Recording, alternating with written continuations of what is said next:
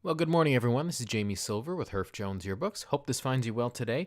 For this week's podcast, we're going to cover a couple more demos. The first one is on Overset Text. Those are those little red diamonds you may be seeing on your page. So I want to explain those a little bit with a demonstration to make sure those get fixed. The second one is text frame padding. Just another quick demo on a little tool that you might find helpful in eDesign. So for the first one here, again, we're going to cover those red diamonds, and I'll be right back. From time to time, as you're editing text, you'll see this red diamond appear on the right side of the text frame. This is the software's way of telling you that you have overset text. This means that the text you've entered in the frame will not all appear in the frame at the current size. There are a few ways you can fix this. You could make the text frame larger. You can edit the text so that there are fewer words in the frame. You can format the text to appear at a smaller size. You should check with your advisor or editor before changing the size of your copy or captions to make text fit. Generally, it is best to keep a consistent font size for the copy and captions throughout the book. If you are not allowed to change the size of the text, you will have to edit the text to make the text fit in the frame or adjust the layout to allow for a larger text frame.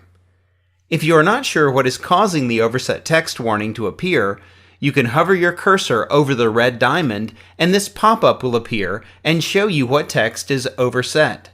This can help you decide how best to resolve the overset.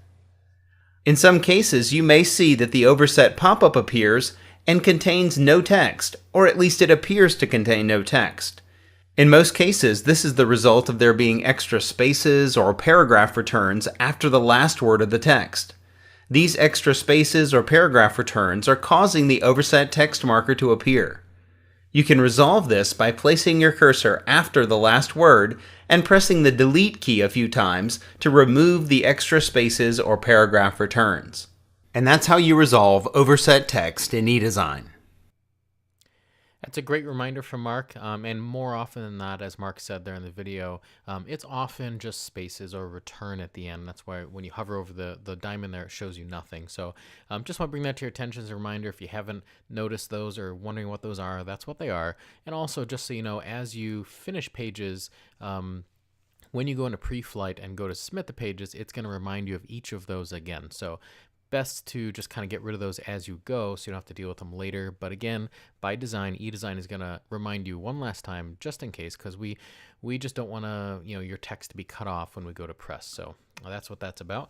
The text frame padding video, and this is a short one. I just want to explain while we're on the topic of text, and hopefully you'll find it helpful. In this tutorial, we'll look at a strange sounding but useful feature called text frame padding. We'll pick up with the example of the sidebar that we were working with in the previous tutorial on character styles.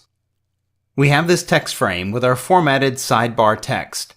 I'd like to add a color fill to the text frame, so I'll select it and add a fill to the frame in the control panel. The black text is too hard to read on this dark background, so I'll select the text and change the text color to white. However, I don't like how close the text is to the edge of the frame, so I'm going to use text frame padding to add a forced margin around the outside of the text frame. I'll double-click on the text frame with the selection tool to switch to the text tool and place my cursor inside the frame. You must have your cursor inside of the text frame in order for the text frame padding option to appear in the control panel. The text frame padding control is found here.